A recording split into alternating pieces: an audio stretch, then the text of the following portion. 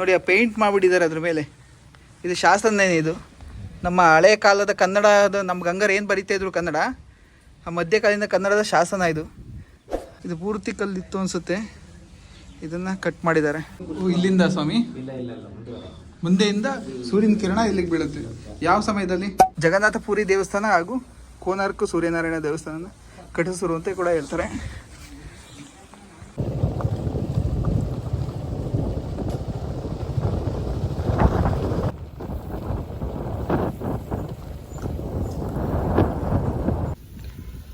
ನಮಸ್ತೆ ಸ್ನೇಹಿತರೆ, ತಲಕಾಡಿನ ಇತಿಹಾಸಕ್ಕೆ ನಿಮ್ಮೆಲ್ರಿಗೂ ಸ್ವಾಗತ.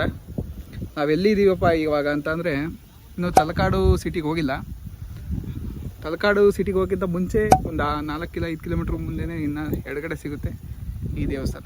ಯಾವುದಪ್ಪ ಇದು ದೇವಸ್ಥಾನ ಅಂದರೆ ಅರ್ಕೇಶ್ವರ ದೇವಸ್ಥಾನ ಅಂತ. ತಲಕಾಡಿನ ಗಂಗರು 5 ಪಂಚಲಿಂಗೇಶ್ವರ ದೇವಸ್ಥಾನ ಕಟ್ಟಿಸ್ತಾರೆ. ತಲಕಾಡಿನ ಗಂಗರು ನಿರ್ಮಿಸಿದಂಥ 5 ಪಂಚಲಿಂಗೇಶ್ವರ ದೇವಸ್ಥಾನ ಅಂದ್ರೇ ಪ್ರಸಿದ್ಧವಾದದ್ದು. ಅದರಲ್ಲಿ ಈ ಅರ್ಕೇಶ್ವರ ದೇವಸ್ಥಾನ ಕೂಡ ಒಂದು. ಬನ್ನಿ ವಿಸಿಟ್ ಮಾಡೋಣ. ಸ್ನೇಹಿತರೆ, ನೀವು ತಲಕಾಡಿಗೆ ಬಂದರೆ ಅಷ್ಟು ಅಬ್ಸರ್ವ್ ಮಾಡಿರಲ್ಲ ಈ ದೇವಸ್ಥಾನ ಯಾವುದು. ಓಕೆ, ದೇವಸ್ಥಾನ ಕೂಡ ಇರ್ಬೋದು ಅಂತ ಅಂದ್ಕೊಂಡಿರೋದು, ಬಟ್ ಇದು ತುಂಬ ಇತಿಹಾಸ ಇರೋವಂಥ ತಲಕಾಡಿನ ಗಂಗರು ನಿರ್ಮಿಸಿದಂಥ ದೇವಸ್ಥಾನ.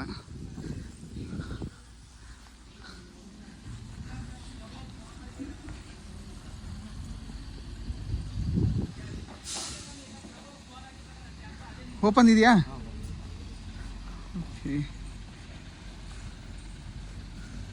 ನಿಮಗೆ ಇನ್ನೊಂದು ಮುಖ್ಯವಾದ ಒಂದು ಮೂರ್ತಿನ ತೋರಿಸ್ತೀನಿ. ಇದ್ರ ಬಗ್ಗೆ ಈಗ ನೋಡ್ಕೊಳ್ಳಿ.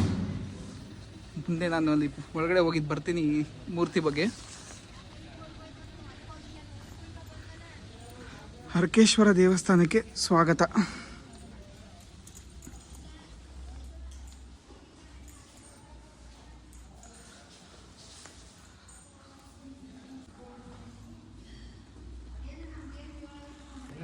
ಹೊರಗಡೆ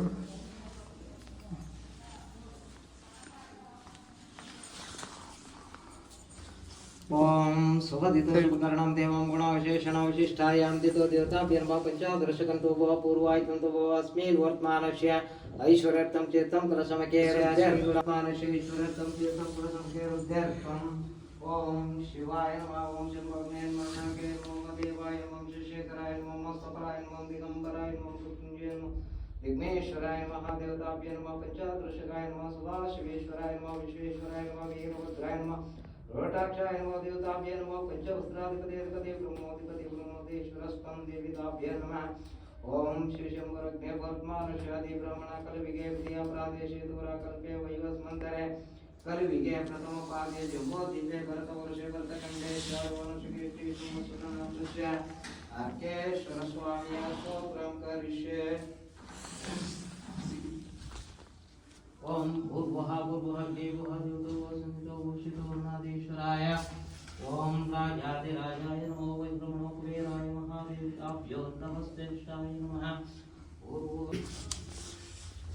ಅರ್ಕೇಶ್ವರ ಪಂಚಲಿಂಗದಲ್ಲಿ ಎರಡನೇವನು ವೈದ್ಯನಾಥೇಶ್ವರ, ಅರ್ಕೇಶ್ವರ, ಮುರುಳೇಶ್ವರ, ಪಾತಾಳೇಶ್ವರ, ಮುಡುಕುತರೆ, ಮಲ್ಲಿಕಾರ್ಜುನ ಐದನೇವನು. ಆದ್ದರಿಂದ ಅರ್ಕೇಶ್ವರ ಎರಡನೇವನು. ಏನಪ್ಪ ಇಷ್ಟು ದೂರ ಅಂತಂದರೆ, ನಾನು ವಿಶೇಷವಾದ ಉದ್ಭವ ಆಗಬೇಕು ಅಂತ ತಪಸ್ಸು ಕೂತು ಅಂದ್ರಂತೆ. ಆದ್ದರಿಂದ ಇದು ವಿಶೇಷ ಸ್ಥಳ ಆದ್ರಿಂದ ಪತ್ತೂರು ಬಿಜಾಪುರ ಅಂತ ಹೆಸರು. ಗ್ರಾಗತಿಗಳು ಅಧಿಪತಿಗಳಾಗಿ ತಪಸ್ ಮಾಡುವಂಥ ಸ್ಥಳ ಆದ್ದರಿಂದ ರಸಸತ್ತನದಿಂದಲೇ ಸೂರ್ಯ ಕಿರಣ ಅರ್ಕೇಶ್ವರ ಸ್ವಾಮಿಗೆ ಬೀಳುತ್ತೆ. ಅರ್ಕೆ ಪುಷ್ಪ ಇಲ್ಲಿಂದ ಸ್ವಾಮಿ ಇಲ್ಲ ಮುಂದೆಯಿಂದ ಸೂರ್ಯನ ಕಿರಣ ಇಲ್ಲಿಗೆ ಬೀಳುತ್ತೆ. ಯಾವ ಸಮಯದಲ್ಲಿ? ಬೆಳಿಗ್ಗೆ ಸೂರ್ಯ ಉದಯ ಆದಾಗೆ ಶಿವನಿಗೆ ಪ್ರತಿದಿನ ಇಲ್ಲ, ರಸಸಪ್ತಮಿ ಮಾತ್ರ. ಅರ್ಕೆ ಪುಷ್ಪ ಅಂದ್ರೆ ಬಿಳಿ ಕದುವಲ್ಲಿ ಬಹಳ ವಿಶೇಷ ಪೂಜೆ. ಆದ್ರಿಂದ ತಲಕಾಡಲ್ಲಿ 3 ಇರೋದ್ರಿಂದ 3 ದರ್ಶನ ಮಾಡ್ಕೊಂಡು 4ಕ್ಕೆ ಬರ್ತಾರೆ, 4 ದರ್ಶನ ಮಾಡ್ಕೊಂಡು ಬರ್ತಾರೆ. ಮಲ್ಲಿಕಾರ್ಜುನಕ್ಕೆ ಹೋಗ್ತಾರೆ. ಯಾವ್ದಾರ ಮಾಡ್ಬೋದು, 5 ದಿನದಲ್ಲಿ ದರ್ಶನ ಮಾಡ್ಬೋದು. ಬಹಳ ಪುಣ್ಯ. ಎಲ್ಲಾ ದೇವ್ರಿಗಿಂತ ಅರ್ಕೇಶ್ವರ ಸ್ವಾಮಿ ದರ್ಶನ ಮಾಡಿದ್ರೆ ಅರ್ಕೆ ಕಳೆದಾಗೆ ನಮ್ದೇನೇ ಪಾಪ ಪುಣ್ಯ ಇದ್ರು ಪರಿಹಾರ ಆಗಂತ ಚಾನ್ಸಸ್ ಇದೆ ಭಗವಂತ ಸನ್ನಿಧಿಲಿ.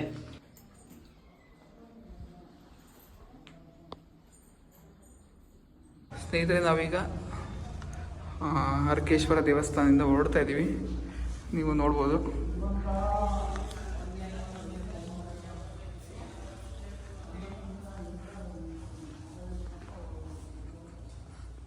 ತಲಕಾಡಿಗೆ ಬಂದರೆ ಅರ್ಕೇಶ್ವರ ದೇವಸ್ಥಾನಕ್ಕೆ ವಿಸಿಟ್ ಮಾಡ್ದೇ ಹೋಗಬೇಡಿ. ಇಲ್ಲಿಂದ ಎಷ್ಟು ದೂರ ಆಗುತ್ತೆ ತಲಕಾಡು? 4 ಕಿಲೋಮೀಟ್ರ್.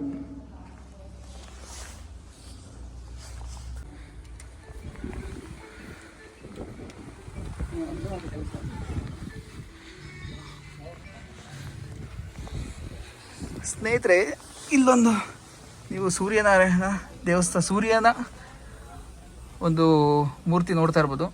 ಈ ಒಂದು ಮೂರ್ತಿ ಏನಿದೆ, ಈ ಒಂದು ಮೂರ್ತಿಯ ಪ್ರತಿರೂಪಣೆ ನಮ್ಮಲ್ಲಿ ಒರಿಸ್ಸಾದಲ್ಲಿ ಕೋನಾರ್ಕದಲ್ಲಿ ಸಿಗುತ್ತಲ್ಲ, ಆ ಒಂದು ಕೋನಾರ್ಕದ ಸೂರ್ಯನಾರಾಯಣ ದೇವಸ್ಥಾನದ ಕಾಪಿ ಅಂತ ಹೇಳ್ಬೋದು. ಈ ಸೇಮ್ ಏನಿದೆ ಅದೇ ಕಾಪಿನ ಕೋನಾರ್ಕ ದೇವಸ್ಥಾನ, ಸೂರ್ಯನಾರಾಯಣ ದೇವಸ್ಥಾನದಲ್ಲಿ ಮಾಡಿದ್ದಾರೆ.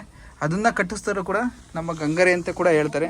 ಯಾವಾಗ ಗಂಗರು ಇಲ್ಲಿ 1004ರಿಂದ ಇಲ್ಲಿಂದ ಹೋಗ್ತಾರೆ, ಅವರು ಒರಿಸ್ಸಾಗೆ ಹೋಗಿ ಸೆಟಲ್ ಆಗಿ ಅಲ್ಲಿ ಜಗನ್ನಾಥಪುರಿ ದೇವಸ್ಥಾನ ಹಾಗೂ ಕೋನಾರ್ಕ ಸೂರ್ಯನಾರಾಯಣ ದೇವಸ್ಥಾನ ಕಟ್ಟಿಸಿರು ಅಂತ ಕೂಡ ಹೇಳ್ತಾರೆ.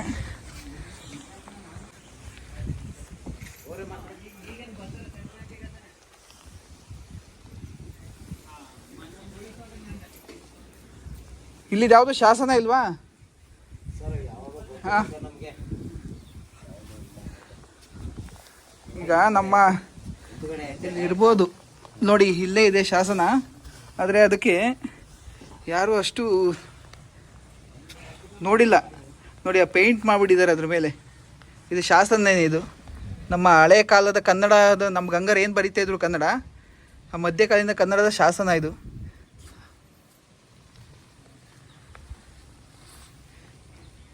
ಗೊತ್ತಿಲ್ಲದೆ ಇದಕ್ಕೆ ಪೇಂಟ್ ಆಗ್ಬಿಟ್ಟಿದೆ. ಯಾವುದೋ ಕಲ್ಲು ಅಂದ್ಬಿಟ್ಟು ಇದನ್ನು ಇದ್ರ ಸುತ್ತ ನಿಲ್ಲಿಸ್ಬಿಟ್ಟು ಪೇಂಟ್ ಮಾಡಿದ್ದಾರೆ. ಹಾಂ ಹಾಂ, ಇಲ್ಲಿ ನೋಡಿ ಕಾಣಿಸ್ತಾ ಇರ್ಬೋದು ನಿಮಗೆ ಶಾಸನ ಇದು. ಇದನ್ನು ಆ್ಯಕ್ಚುಲಿ ನಮ್ಮ ಕರ್ನಾಟಕದ ಆರ್ಕಿಯಾಲಜಿಸ್ಟ್ ಡಿಪಾರ್ಟ್ಮೆಂಟ್ ಅವರು ಇದನ್ನು ಚೆಕ್ ಮಾಡಬೇಕು. ಮಧ್ಯಕಾಲೀನ ಕನ್ನಡದ ಓದಿ ಇದನ್ನು ಆವಾಗಲೇ ಗೊತ್ತಾಗುತ್ತೆ ಇದು ಪೂರ್ತಿ ಇತಿಹಾಸ. ಇದು ಹಾಗೆ ಬರ್ದಿರೋದು ಶಾಸನ ಇದು ನೋಡಿ. ಸುಮ್ಮನೆ ನಿಲ್ಲಿಸ್ಬಿಟ್ಟಿದ್ದಾರೆ ಕಲ್ಲು ಅಂದ್ಬಿಟ್ಟು, ಕಲ್ಲು ಒಂದು ನಿಲ್ಲಿಸ್ಬಿಟ್ಟು ಪೇಂಟ್ ಹೊಡ್ಬಿಟ್ಟಿದ್ದಾರೆ. ಹಾಂ,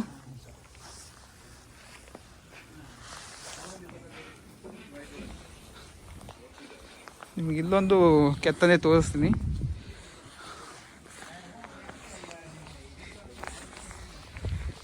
ಇಲ್ಲಿ ಶಿವಲಿಂಗ ಇದ್ದಾರೆ,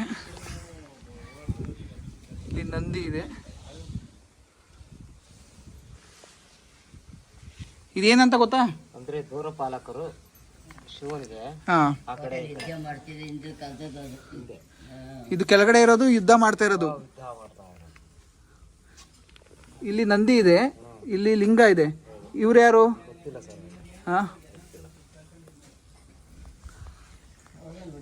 ಇದ್ರದ್ದು ಏನೋ ಇತಿಹಾಸ ಇದೆ.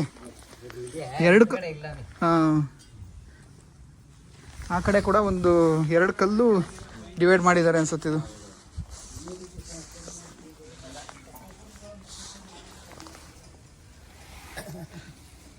ನೋಡಿ, ಇದು ಯುದ್ಧ ಮಾಡ್ತಾ ಇರೋದು. ಇದು ಅರ್ಧ ಕಲ್ಲು ಕಟ್ ಮಾಡಿದ್ದಾರೆ. ಇದು ಪೂರ್ತಿ ಕಲ್ಲಿತ್ತು ಅನ್ಸುತ್ತೆ, ಇದನ್ನ ಕಟ್ ಮಾಡಿದ್ದಾರೆ. ಕಟ್ ಮಾಡಿ ಆ ಕಡೆ ಒಂದು, ಈ ಕಡೆ ಒಂದು ಇದೆ. ನನಗಿದು ಯಾರು ಏನು ಅಂತ ಗೊತ್ತಾಗ್ತಾ ಇಲ್ಲ. ಬಟ್ ನಿಮ್ಗೇನಾದ್ರು ಯಾರಿಗಾದ್ರು ಗೊತ್ತಿದ್ರೆ ಕಾಮೆಂಟಲ್ಲಿ ತಿಳಿಸಿ. ಸ್ನೇಹಿತರೆ, ಇದ್ರ ಬಗ್ಗೆ ನಿಮ್ಗೇನು ಅನಿಸುತ್ತೆ? ಹಾಂ, ಇಲ್ಲಿ ನೋಡಿ, ಇಲ್ಲೂ ಒಂದು ಕೂಡ ಲಿಂಗ ಇದೆ, ನೀಲಕಂಠೇಶ್ವರ. ಇಲ್ಲೊಂದು ಲಿಂಗ ಇದೆ, ನೀಲಕಂಠೇಶ್ವರ. ಇದನ್ನ ಕೆತ್ತನೆ ನೋಡ್ಬೇಕು, ಎಷ್ಟು ನುಡುಪಾಗಿ ಕೆತ್ತಿದ್ದಾರೆ. ಹಾಂ,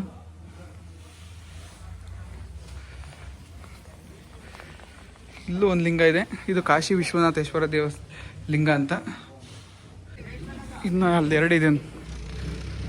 ಚಂದ್ರಮೌಳೇಶ್ವರ ಲಿಂಗವನ್ನು ತೋರಿಸ್ತೀನಿ ನೋಡಿ. ಓ, ಇದು ಚಂದ್ರಮೌಳೇಶ್ವರ ಲಿಂಗ.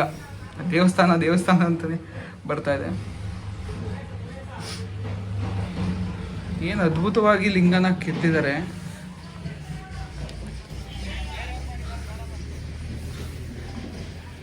ಇದು ಮಹೇಶ್ವರ.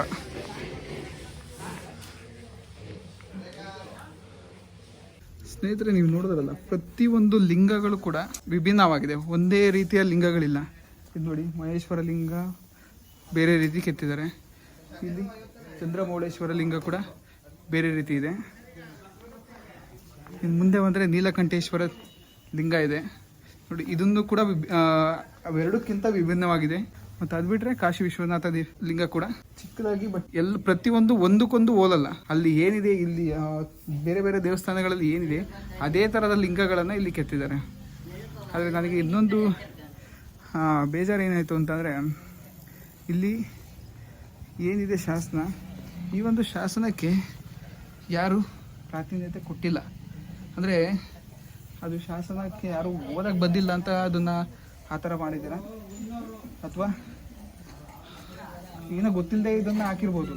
ಬಟ್ ಇದು ಗಂಗಾರದ್ದು ಕಾಲದ ಅಥವಾ ಅದಕ್ಕಿಂತ ಮುಂಚೆದ, ಇಲ್ಲ ಅದಾದಮೇಲೆ ವಿಜಯನಗರದ ಅಥವಾ ಹೊಯ್ಸಳರು ಕೆತ್ತಿದ್ದ ಯಾವುದು ಅಂತ ಶಾಸನ ಗೊತ್ತಿಲ್ಲ ಇದು.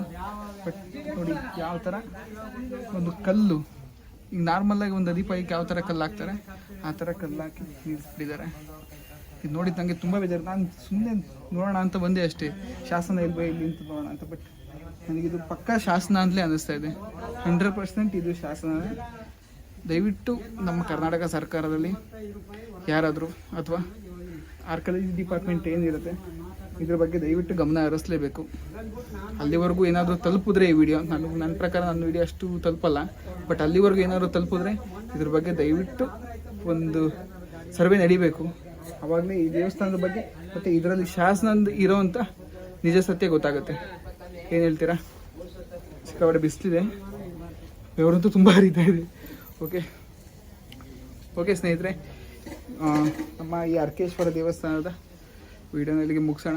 ನೆಕ್ಸ್ಟು ತಲಕಾಡಿನ ಪ್ರತಿಯೊಂದು ಪಂಚಲಿಂಗೇಶ್ವರ ದೇವಸ್ಥಾನಗಳನ್ನು ಕೂಡ ವಿಸಿಟ್ ಮಾಡಿ, ಮತ್ತು ಕೀರ್ತಿನಾರಾಯಣ ದೇವಸ್ಥಾನ ಕೂಡ, ಅದರ ಇತಿಹಾಸ ಕೂಡ ನಾನು ಅಲ್ಲಿಗೆ ಹೋಗಿನೇ ತಿಳಿಸ್ತೀನಿ. ಎಲ್ರಿಗೂ ನಮಸ್ಕಾರ. ದೇವಸ್ಥಾನದ ಮೇಲೆ 30 ಅಡಿ ಮರಳು ತುಂಬಿಕೊಂಡಿದೆ. ಸದ್ಯ ಇದನ್ನು ತೆಗೆದಿದ್ದಕ್ಕೆ ಗೊತ್ತಾಯಿತು ಈ ಒಂದು ದೇವಸ್ಥಾನ ಇಲ್ಲಿದೆ ಅಂತ.